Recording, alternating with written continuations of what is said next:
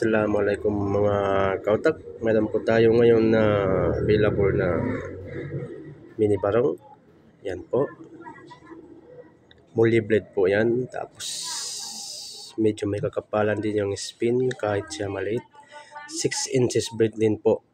Tapos may ukil sa blade. Parang flowers. At saka 4 shaft na po yan.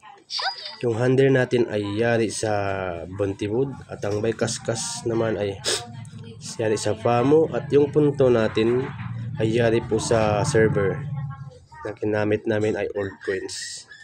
Yung design niya po ay classic design. At ito naman po ang kanyang scabbard. Medyo yung scabbard po ay hindi pa po ito tapos kasi classic design po din kasi ito yung scabbard namin na gagawin. So dapat sana may MOP pa dito. Tapos dito sa baba niya, yan parang makikita natin na blank, bakit walang ukit, ilalagyan pa rin natin ng MOP.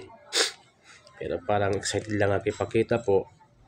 Dito na ako ng video, nag-share na ako. Pero baka sa sunod na picture na ito ay pulidong na po ito. Yan, ang kahoy po ay yari po ito sa sa Gemelina. Pero yung malapit po sa ugat, kaya ang kulay niya parang kung titingnan mo parang dark siya ng konti, pero hindi naman siya masyado. Tapos may traditional tela po na siyawit. Yan. Tapos ito yung blade niya, try natin na baka sabihin nyo small lang ito, walang hindi matalim o kaya yan, o baka isipin nyo parang pang decorative lang kasi maliit lang na to. So ngayon may tayo bote ng stink. Dito natin itatry yung paano yung talas niya. Sige, itatry natin po. Kakat test natin yung yung blade niya. Bismillah.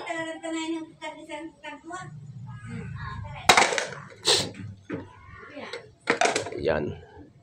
Medyo hindi lang siya na-cut. Parang kulang yung ko. Kasi yung cut ko sa kanya ito nakaupo lang, pero medyo kulang yung Pero yan na po ang talim niya. Nakikita niyo, sir.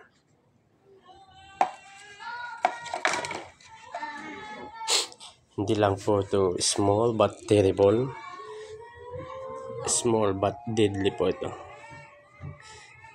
Yan po yung subo niya. Kitang-kita niyo po yan, mga kautak. Yan po. Sige po mga kautak. Maraming salamat po. Please always follow my page, Solo Tuck Shop. At sa YouTube channel po, please pakisupport po ang aking YouTube channel na Solo Tuck Vlog.